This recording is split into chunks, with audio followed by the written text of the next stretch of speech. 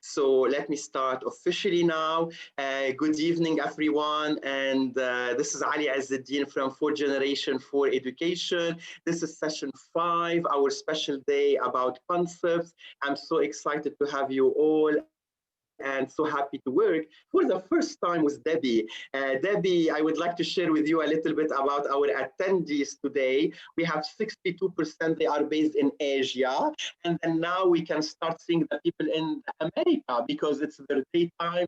They are starting the day. Good morning, everyone in America, in South America. I would love to know who's attending from South America and which country. Europe, 10%, Middle East, 19%.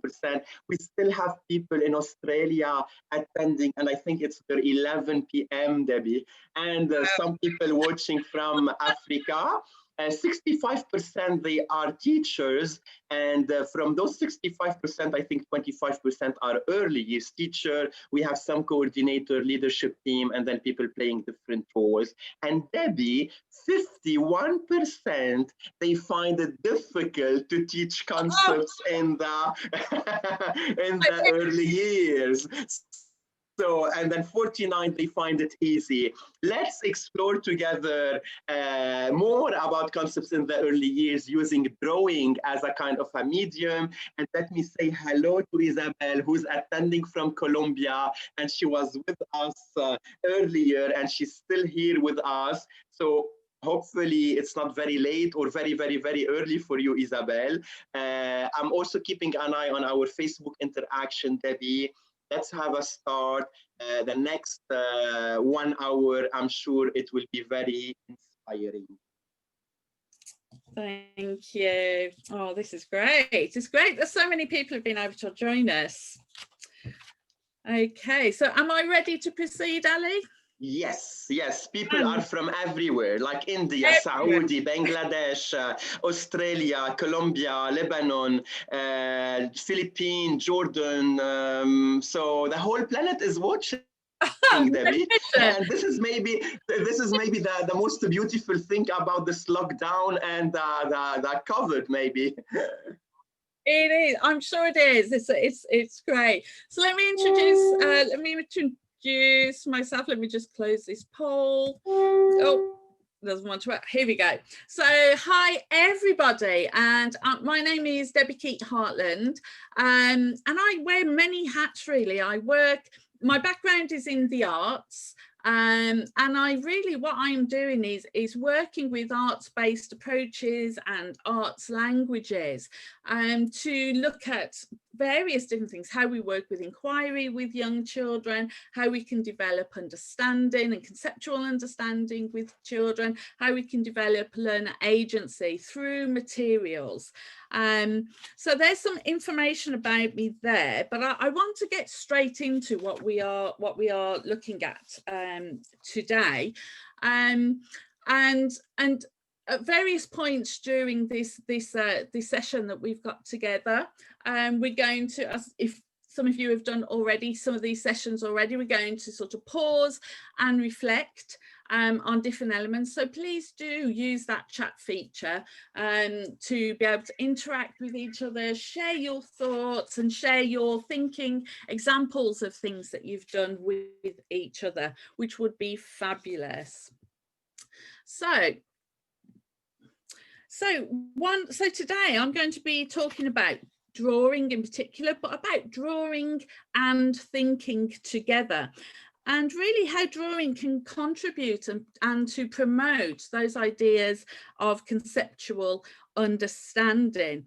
And often we might see drawing as something to do with art, undertaken by art specialists, and it is both of those things. But the one aspect that I want to look at today is about that connection to thinking and cognition and to metacognition and to developing this conceptual understanding with very young children who are, they are themselves learning so many different things all at the same time. So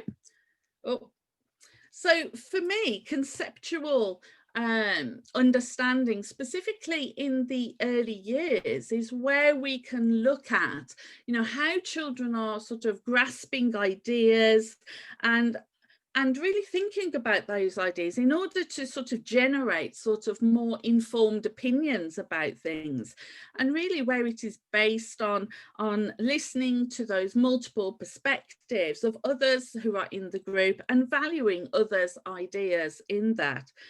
And of course, young children are exploring and developing many skills because they are young children. And we have to give time for this, time for investigation, time for exploration. And this has its deep roots in play, of course. And this needs to be grown and developed before children can begin to recognize in a kind of more metacognitive way that what they are experiencing and learning and the way in which they're doing that is transferable across contexts. So what we are trying to do really is to develop that understanding, of course, rather than just sort of articulating and remembering facts and figures. And it's those elements of critical thinking and those strong habits of creativity that lead to innovation and the development of new ideas, that are ideas that are born not in silos, but ideas that are more transdisciplinary in nature. So guiding questions for today really are about, what is drawing for, what does this mean? What does drawing for thinking look like? How is this realized in the classroom with young children? And we're thinking about drawing in its widest sense here. And, then I want to see how we can develop this conceptual understanding with the drawing, and then how can we amplify this in contexts for drawing and thinking in school with the children and the teachers that you may be working with as well. So for this first moment, then, just like you to think about, in what ways are you using drawing in your classrooms with young children currently? So just think about those ideas and those ways of working with drawing at the moment. So far, 4 questions are answering, or 4 participants, they said reflection. It's a way of expression. It's a provocation. Again, reflection, display the thinking, to brainstorm idea, to provoke, to check the prior knowledge. It's a self-expression or expression, to tell stories, to share idea, to share the weekend news, to reflect, to build their own stories, to observe. And I would like to say hello for Kirsty from Australia. Let's say to check and to assess their understanding, to create. Oh, this is very fast, Debbie. To explore the topic, to make essential agreements, to reflect on the behavior, on their ideas, and again to assess prior knowledge. I hope those answers are what you are looking for, and maybe we can hear more from you now.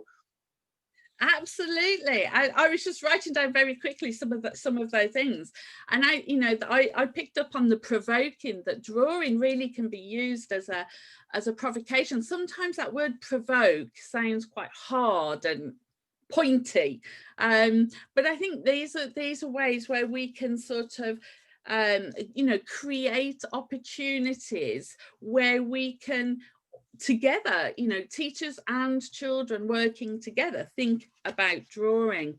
But I want to start first with thinking about drawing itself and the materials that we can use with drawing as well. So there is this lovely book, Mosaic Marks, Words and Material, that has come out from Reggio Children. And these are some of the images here. And when I am beginning to set up areas or situations for children to draw in this more sort of provocative, provocation kind of way, rather than a self accessible sort of area, there are certain questions that are going through my mind when I'm doing that. So I'm thinking about, you know, what is the concept or the thought or the idea or the question that we're going to think about together, either individually or as a group of children? So what is that? What is it that we are looking to try and understand and have that in my mind? Knowing what that is then enables me to think about, well, what type of drawing is going to be best here? Are we going to do something collaborative? Are we going to do something individual? Are we going to do something, you know, where children can pair together and work on a piece of paper together? And also in thinking about that prompts the thought about, well, what kind of surface, what kind of paper are we going to use, or what kind of shape? Does it need to be tall and thin? Does it need to be circular? All those considerations of thinking about the qualities and the affordances of those materials. And the different kinds of paper and surfaces, and I've just noted just a few here, all affect that time of drawing. And so I'm thinking about the concept, the surface of the drawers, the types of markers that are going to be used. I'm saying markers, so it could be soft pastels, it could be watercolors that we are drawing with. And in this book, in this piece of research that Reggio children undertook, they found that it was actually the surface that children were drawing onto that really prompted different kinds of ideas to be born. So here we've got two children exploring how the light affects the drawing that they've done. They've come across a window with a sunbeam, and with that sort of transparency, they're able to think about, you know, explore that shadow and the investigation about how light affects their drawing here. And there are some lovely materials that, you know, drawing materials that we can use. I know on this one it looks very painterly, and there are some great crayons if you haven't seen them. They're by Stabilo and they're called Woodies, but they can draw on glass, plastics, acetates.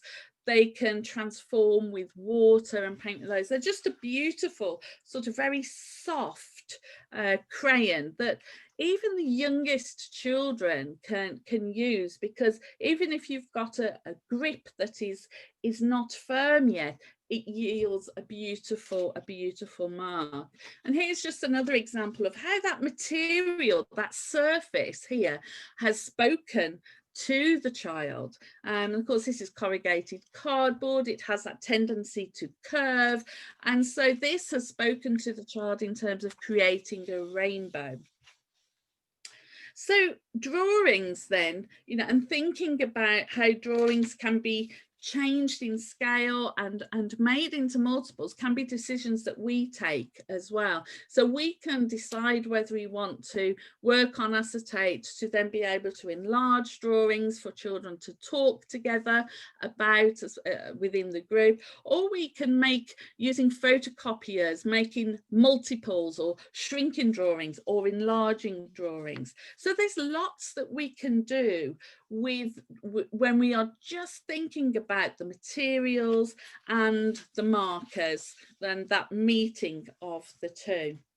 So this is one of my drawings, actually. My mum presented to me a few years ago a portfolio that she had kept, I hadn't known, of like little bits of things that I had done at school. So this came from my infant class. So I would have been about 4, approaching 5 at the time when I did this. I can't remember drawing this, of course, but surprisingly there were other drawings in there that I could actually remember doing, which was incredible. So it's interesting for me as a artist educator now to look back at this drawing and to sort of analyze what's going on here. And for me, you know, there's what I am drawing here is my understanding of sort of crocodile-ness. It's a crocodile that I have drawn, you know, and it's about the spikiness of the skin. It's about those short, squat legs. It's about those sharp teeth that I can see here. And, you know, the perspective and the positioning here is also important. So what you sometimes see in very young children's drawing is that with something, say, like a crocodile or a person who might be in profile, is that they know that they've got two eyes. So they kind of draw two eyes on it instead. But here I've just drawn the one. I've sort of resisted that sort of thought to draw what I know rather than draw what I can see here. And, you know, it's that, you know, I'm pretty proud of this drawing, looking back at it. But I do wonder for the teacher who was looking at this, what was more important. And I fear that what's important on this page is the capital T that has started that sentence, the trying to spell crocodile, and of course that full stop that is there too. And so sometimes drawing for young children becomes an aside or an illustration to writing, rather than it becoming a thinking process in and of itself. So let's have a look here at what drawing and thinking, or thinking and drawing, looks like for different age groups in the early years. So we've got our under threes here, and often they are developing sort of action, what we might call action representations. They are physically moving material across the page. And sometimes we give them what I call impossible instruments in which to paint with. You know, and it's about, and I suppose what we're trying to do is to explore the different variety of marks. But in that middle picture there, it's very difficult to make the kind of clear, precise marks that you might want to make as a 3-year-old to symbolize something else.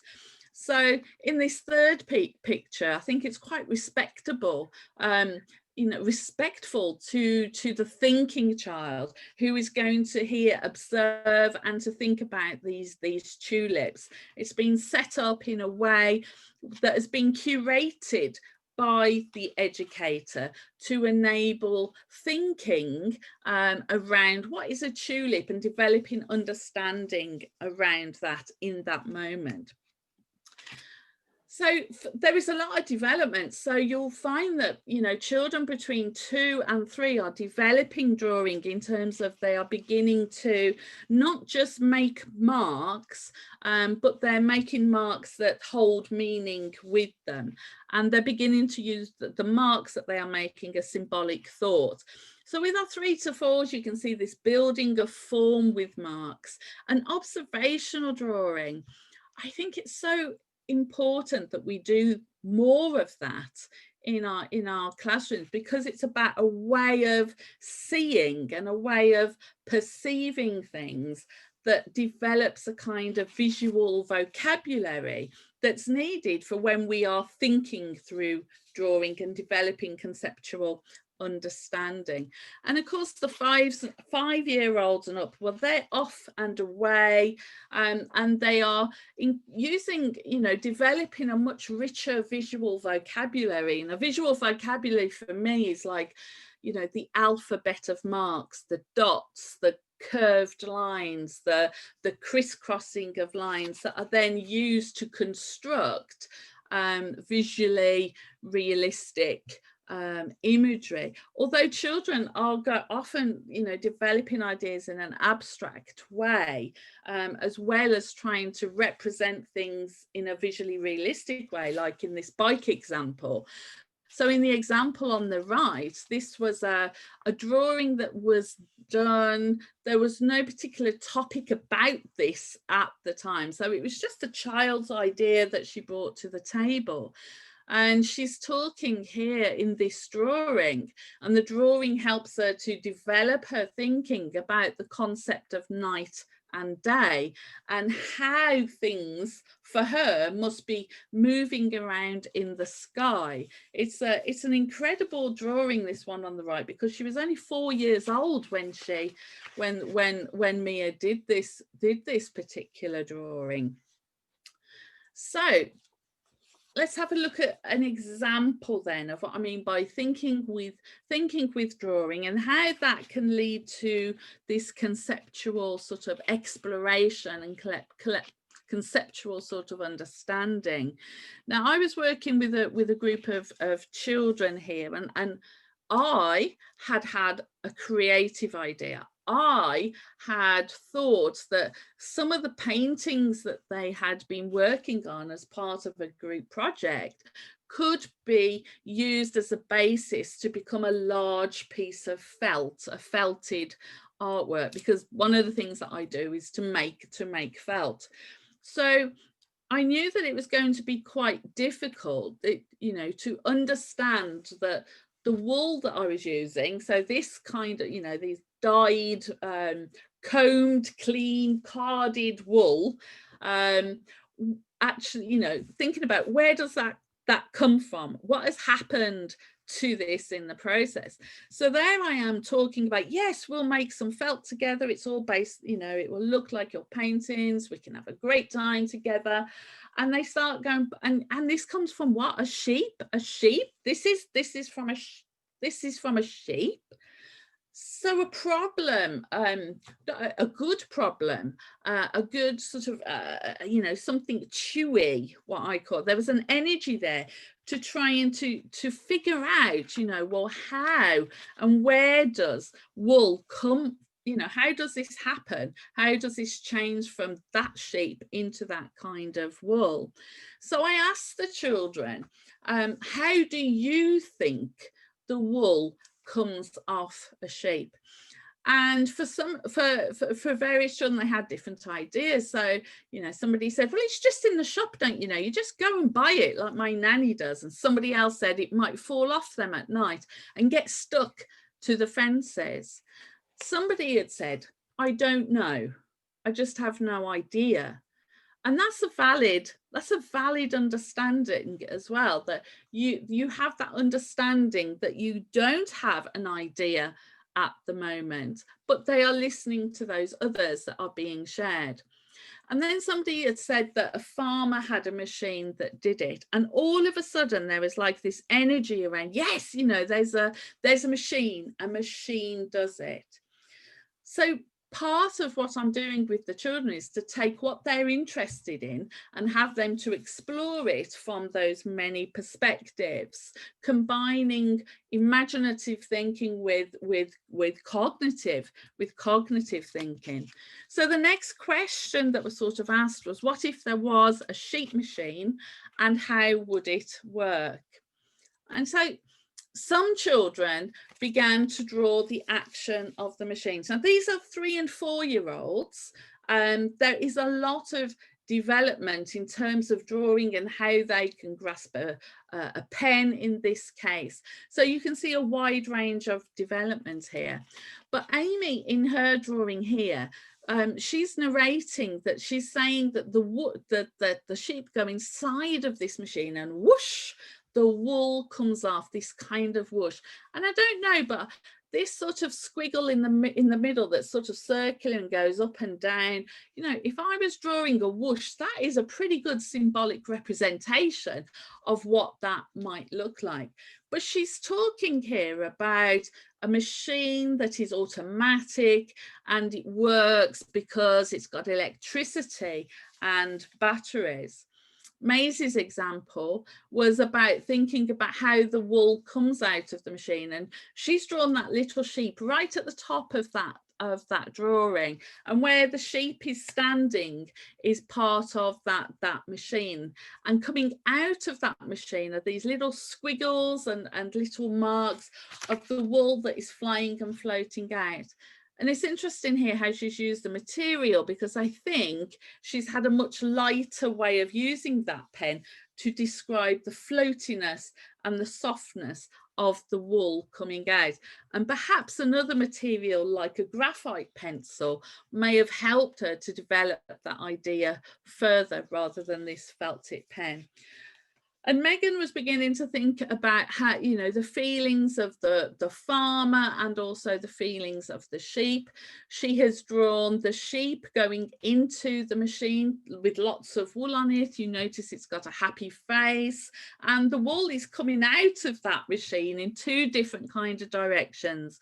We've got a farmer in purple who is very, very happy. And then she's drawn the sheep coming out of the machine without its wool on. It's now completely separated. And when she was talking about narrating this process of her thinking in this drawing, she realized that when she said, "But the sheep is sad," that she had automatically sort of drawn a happy face on it.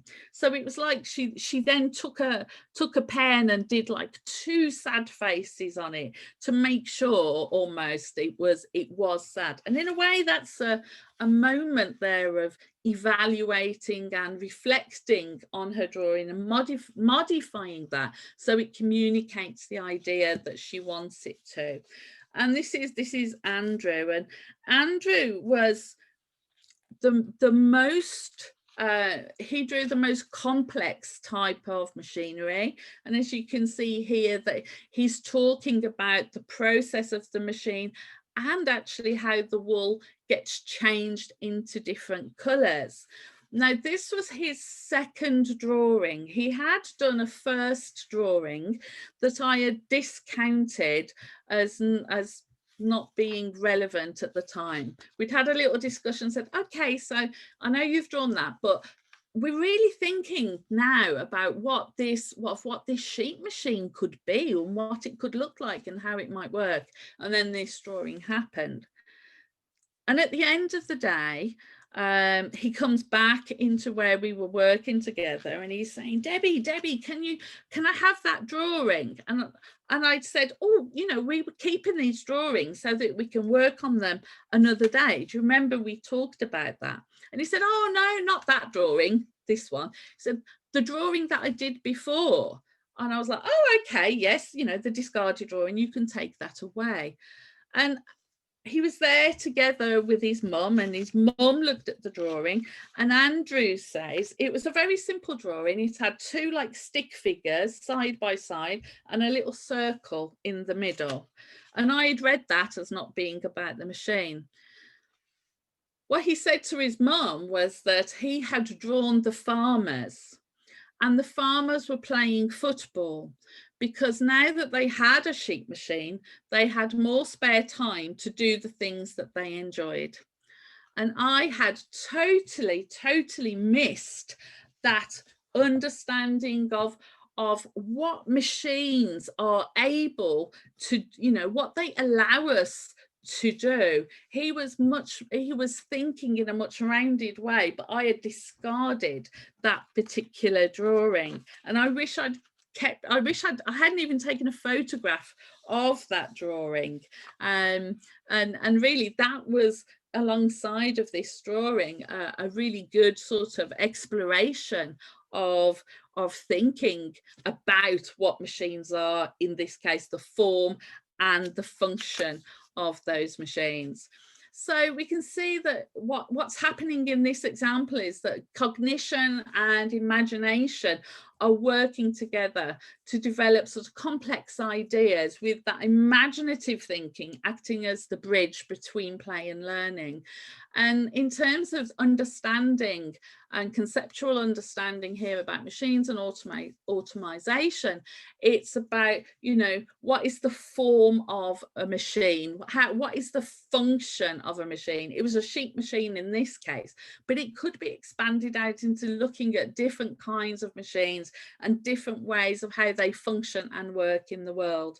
And of course, they are developing points of view and perspective of all the different people within that, you know, whether it's the sheep, the farmer, you know, and themselves, you know, looking at those multiple points of view to form a personal understanding about something.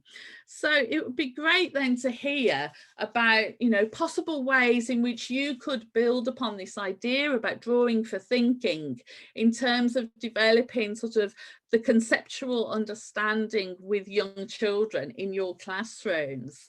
So what kind of ideas or questions that you might be able to ask children that sort of would generate this kind of concept? We had great comments while you were sharing the example, Debi, and people were sharing some memories. The whole idea of thinking outside the box, it's an incredible thinking. And then here again, it really connects very well to our day and the whole theme, concepts across the curriculum and across the grade level. And so while we are waiting for all the answers about how they can use this, so we have some question of how would it work? What do you think might it look like? And so some people are thinking about a whole unit related to chocolates. How do we get the chocolates and the process of chocolate making? Can you guess what is our topic of the day or the concept of the day? So those are the interactions coming from the chat. And while the people are still interacting in the chat, I have a question from Rupa. I sometimes find it difficult to get my students to draw. How do I encourage them? Oh, yes. Do you know, I think it's all about for me, it's often about the presentation of the materials. And I've worked in lots of places who have developed writing areas or maker spaces for children, and they have lots and lots and lots of choices of materials in which to use. And I think it's really good to develop sort of drawing areas, but that instead of having absolutely everything there for children to use, because I think sometimes that can be confusing. Sometimes they might think that they might, or they don't know how to use certain things there, that sometimes it's about reducing the amount that you have got, but in reducing it, thinking about the wider ways of using it. So for example, I was working with one of my students who had said that he had just used different types of cardboard and black markers. So had taken away colour and had taken away lots of other things. And what actually happened was the children thought more outside of the box. And it became like an intriguing way to invite other children who may not want to be with those drawing materials. I think sometimes you can get cliques around maker spaces, drawing tables, things like that. Especially girls, they like to sit there and draw lots of little hearts and butterflies and all of that. And it's like, for some children, it's like, oh, that's what you do there. That's the place for hearts and butterflies and little flowers. And so it doesn't interest them. So we've really got to sort of create different kinds of situations, looking at different types of materials that we can put out in these inviting ways. And I've got some information to share a little in some pictures that might help to answer that as well. Great. Before we continue, we got what if question, we got like the students sharing their drawing and then they co-construct meaning. We got critical thinking questions. I am having again some comments related to ask them to draw their favorite character of a part of a story or a part of a story, use the WH question, and then set an example also how do we tidy up the classroom, and work on the listening also during those kind of activities. It is, and I think that's important. That listening thing is, how do we develop that group context of listening so that it's not just about doing a drawing and putting it in your box to go home, that we are engaged in drawing, and then we are talking about drawing, which means being able to develop those listening skills to be able to share those ideas that are happening within the children's drawings as well. And this is an example of... Sorry, Debbie, I have one message from the Facebook, because I'm keeping also an eye on our Facebook attendees. And Ola is saying we can engage the student by drawing with them. And so the teacher can be the role model, and she can talk about it, she can share her thinking, and then model it for them. Yeah, and I think that's important, the drawing with rather than drawing for children. There's a real difference in that. If you draw for children, oh, can you draw me an elephant? Then everybody's going to be asking you for an elephant, and then you're sharing your thought. You are not modeling how you have drawn an elephant, you're just giving them the answer, and you're not helping them to construct the thinking skills that enable you to think about, how can I do something that I don't know how to draw. So we have to be very careful. Drawing with and drawing for are very different things. And of course, when we're drawing with, we can be doing all that wondering aloud. Oh, I wonder how, what that elephant head looks like. I know that they've got big ears, so that we're thinking about, what things look like. And observational drawing, encourages that too. So this is an example. So this is Laurie, and she had drawn a city. She had drawn a local city to where I live, and she had said, but I want to draw people so that they can stand up in the city. And she used her body to describe that when she draws people on a piece of paper, they are like flat on the floor, but she wanted them to stand up. She wanted them to be able to interact within that city. And so it was another child who said, well, maybe you can cut them out. And it was that sharing, that listening to each other, the posing of the question, where the child sort of helps. And of course, in that action of cutting out and standing, and she was able then to invent a way to make those drawings stand up, that she is sort of engaging drawing in what Gunter Kress calls this multimodal way, that as she's thinking how to do this and thinking about what the problem is, she's not just using the drawing instrument, but she's talking, she's using her body in that. Then there is this no separation of body and mind in that. So when we're thinking then about drawing for thinking, it's really a process that involves us curating and making choices about which media and materials might be appropriate in relation to the concept that we are looking at, or the provocation that we are looking at. And it enables us to pose questions that can be investigated in a drawn form. And absolutely, it involves that listening. As somebody said, listening and observing us, listening and observing, but also children listening and observing each other, as well as talking about the evolving ideas, and being able then to reflect, ourselves, to be able to reflect on those drawings, and then think about, so what are we going to do next? Acting on those ideas to support further learning and understanding.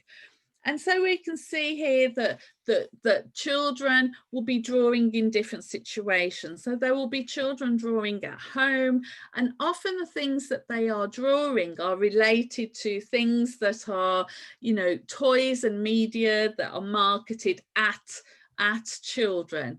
And sometimes that can create a sort of lack of diversity of types of images and subjects to draw from.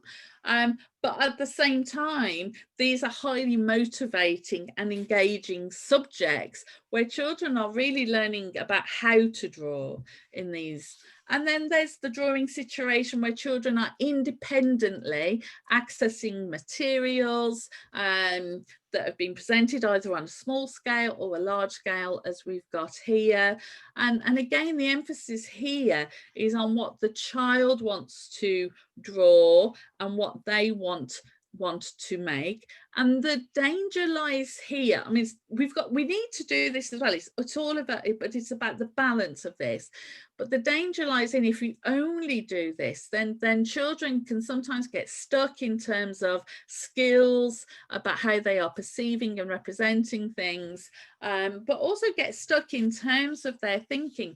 And what we do is we tend to see the children here and go, oh yes, they're busy, that's great, and go and concentrate elsewhere, which means we're not engaging in that sort of the possibilities for that conceptual understanding. So here's another little example.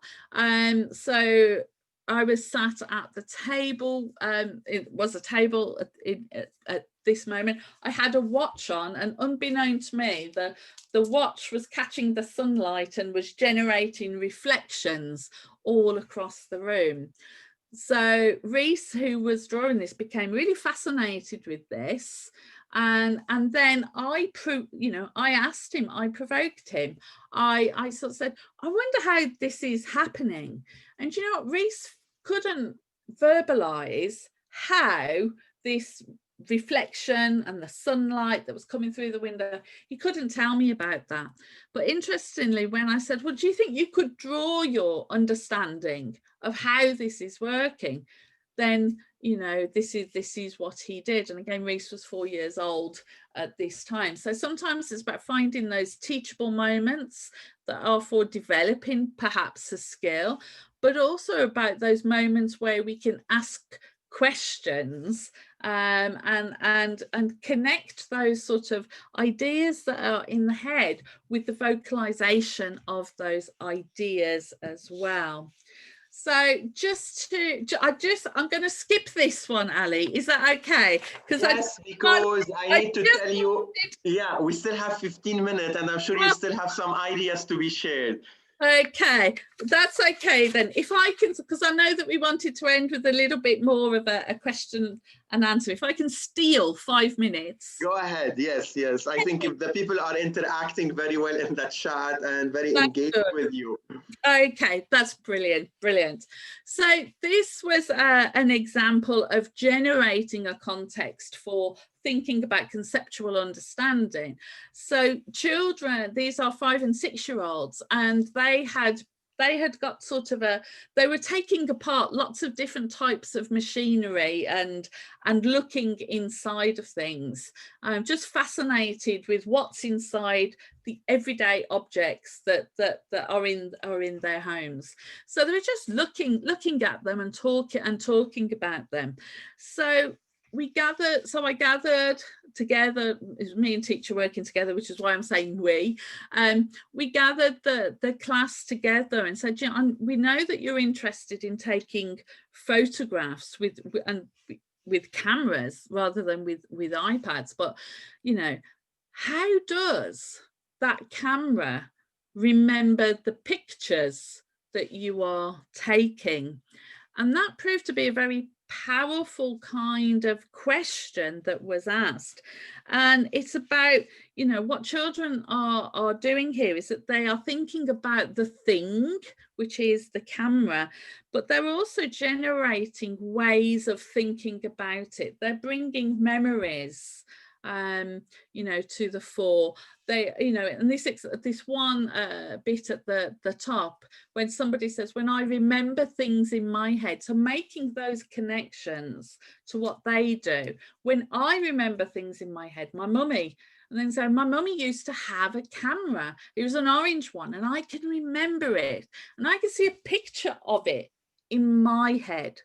Maybe a camera has a memory too, and it can remember what it looks at. And there is some fascinating theories. What children are doing are using their critical thinking, developing critical thinking skills.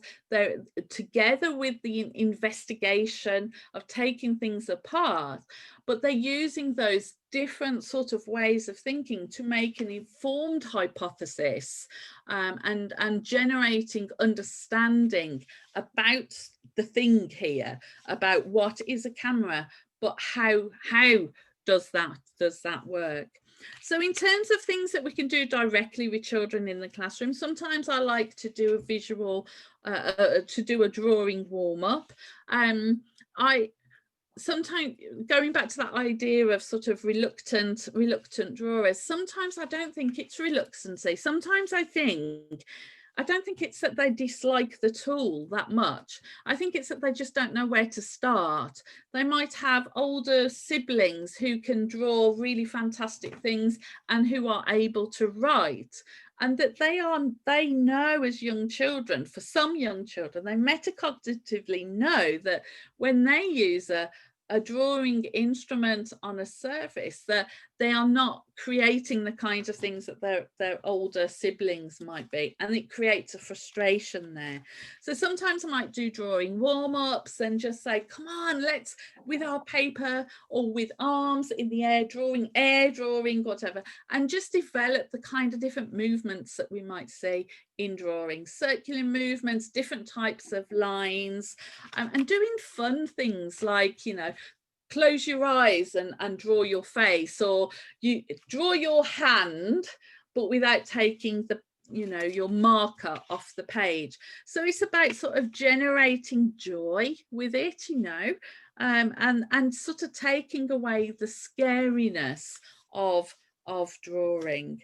And I think the other thing that we can do is about developing drawing routines with children, where we are thinking through, we're sort of giving attention to the concept or the subject that we are looking at, which enables children to make those connections and to search for those visual memories, that they're able to talk it through either in pairs or as part of a larger group, where really what they're doing there is building the narrative of what they're going to draw. They're processing ideas and they're sort of in that mode of sort of prefiguring things out. And then we go to the action of drawing. And I've seen people work with things, and I'm never sure about this, that sometimes, you know, they will say, right, we're going to think with our pens, or they might have a particular pen or pencil that is like a thinking pencil, so that the children connect that idea that, you know, drawing isn't just about expressing something internally profound. You know, it's not about being stuck at the easel and thinking, well, what am I supposed to draw? You know, my friend here is just painting away here, but I don't know what to do. It sort of takes that fear away and says, you know, we're just thinking with this. And that enables that sort of the being explicit about the intention, and that ability that we can just make drafts and get new sheets, you know, that it's not a problem. We learn through our mistakes, and that evaluation and editing can happen. And so we can lead to these. This is a setup of looking at, it's from Reggio Emilia, looking at these beautiful flowers, and you can see here the array of different types here of materials that children can choose from. And we've also got that set up with the camera that is enabling a close-up shot of some of the inside of that flower. It's a very inviting table of goodies. It's like a buffet of ideas. So we've got some, you know, just to draw things together here, you know, drawing for conceptual understanding, of course, is about making the visible thinking processes, you know, makes visible those inner thinking processes, and it evolves naturally for children. But I think it's inside of children. It's already there. It's there. They can do this. We're pre-born with it. But it only comes out if we develop these contexts in which we can inquire together and listen to the ideas of the group. And of course, it's related closely to the motivations of children, developing their learner agency and their personal inquiries. But it's also about being playful and playing with ideas and actions and words. And it's about, you know, again, enabling children to build a visual communication as well as verbal skills to communicate thoughts, ideas, thinking and concepts to others. And Kenneth Clark, writing here about Leonardo da Vinci sums it up well for me here when he says, "It is often said that Leonardo drew so well because he knew about things. It is truer to say that he knew about things because he drew so well." And I think there's a really important connection there about thinking and drawing. So I've come to the end of what I have been talking about. So Ali, if there are some questions there or some thoughts and comments that people want to make, this would be a great time to be able to do that. You have plenty of questions, Debbie. So if you don't mind stopping sharing the screen, I'm going to share mine and explain a little bit about the video, the YouTube, the recording, and then I will go back to the question. Okay. In the next like 8 minutes that we still have. So for everyone asking about the video, I shared with you our YouTube channel now in the chat. You can just go subscribe there and then check all our previous videos also about early years. If you would like to know more about our upcoming event, please also go on the website. I shared with you the website. This afternoon, so approximately after 20 minutes, we still have a session in our special day about the concept, and it will be about concepts and additional languages. So you are all invited to join us, and we are putting for you all the different time zones as much as we can. So if some people are in Australia and they would like to attend, it will be there 11:30 p.m. And the final session of the day will be with Mihai, and we will be working on concepts in physical education, where Mihai also will be sharing a lot of ideas how to embed concepts in physical education. And if you are free, join us. The session is not only for PE teachers. If you continue down, you are going to see what is next.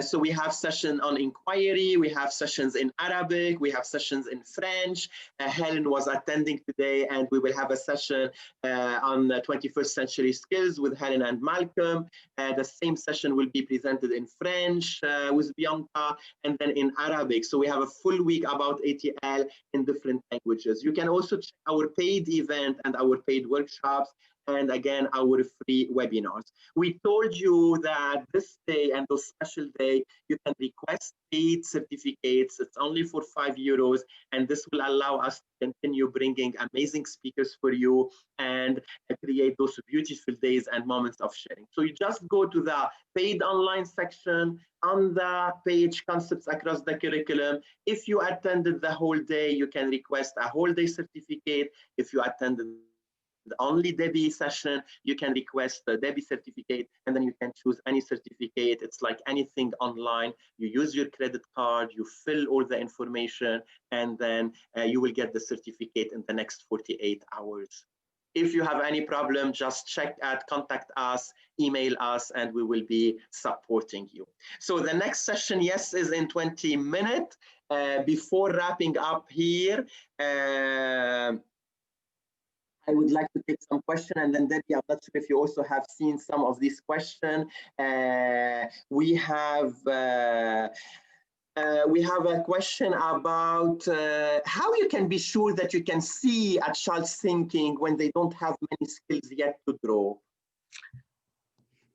That is so interesting. Do you know what? I think we have to, I think drawing is an expression, and it's communicating something that may be an abstract expression or something that is more concrete. So it doesn't always have to be visually realistic, but sometimes we have to, for some children, we have to make interpretations, and it's about seeing how it's about not just looking at the drawing, but about how they are drawing. In what kind of situation is it? What are they saying? What are their bodies doing when they are drawing? And it's most of all for me, because I am very interested in the Reggio Emilia approach. It's about having that strong image of the child that they can do this, but they may be developing the idea, developing the skills in which to do this for our very young children. And sometimes that is clear as day what we can see, and sometimes it isn't. So for example, I saw a little boy who was drawing a car, and he said he was drawing a car, but what he was actually doing was going rum, rum, rum. Now, he was 3 years old, and the teacher who was with him said, oh, so who's driving the car? How many wheels has he got? What colour is the car? And went into this kind of thing. And I was sat there thinking, do you know what? He's not drawing a car. He is drawing speed, motion, dynamics of a car in movement, a car racing perhaps. But his voice, his words are not yet able to be formed in that particular way. He's not going to say, hey, Debbie, I'm drawing the dynamics of speed in action, and this is what it looks like. But he is. And I think sometimes there is, it's the same for all of us, where there is this delay in thinking and how we talk about it. We've all been in those situations in meetings and then have come out, and half an hour later we've gone, that's what I should have said. So it's about listening with all our attention to children, and believing that they are developing, that these are not just random marks on the picture. Even if it's a 1-year-old going like that, that is about saying, is this, am I going to make a mark here? Can I see something? They're just not verbalizing it in that way. So one of my previous students, when I started teaching 18 years ago, is watching us on Facebook, and Fadwa, hello Fadwa, she said she agrees on what you are saying and the importance of art and drawing for the children. So it's nice to see you, Fadwa, online after all this time. Najwan is asking a question: is it wrong to model drawing for our learners? Or if you want, when do we model for them? Okay, I think very carefully about when or if to do this. So sometimes the most common experience I get is when children say, I can't draw it's something that they've found problematic. I don't know, I can't draw a giraffe or a unicorn or whatever it is. Again, think about that question. I can't. I think it's more to do with I don't know where to start. And Ursula Kolb talks about this, and she describes the process of sort of breaking it down into chunks. So rather than saying, oh, this is how you draw a giraffe, in a way that's giving them your answer, your adult formed way of drawing a giraffe, and it might not be that good. Even as a trained artist, if you ask me, just draw a giraffe, I can't just do that. I need to look for reference material. I need to look at what a giraffe looks like in movement. So it's the same things with the children. It means I don't know where to start. So ask them, well, what do you know about a giraffe? And then work with that. So they might say, oh, it's got a long neck. And you can talk about that. Oh, yes, they have. They've got much longer necks than us. I wonder if you can just draw the neck. And then we can begin. So then there are some marks on the paper. And then we said, let's think about that head and what's the shape of that, and sort of breaking it down, and whatever they say, respond to that, just draw that little bit. And that's how I model the thinking process. I might model the researchful process in terms of going to look for some images or some three-dimensional models of what that looks like. I would think very carefully about, if I am drawing it for them, it's for them and not with them.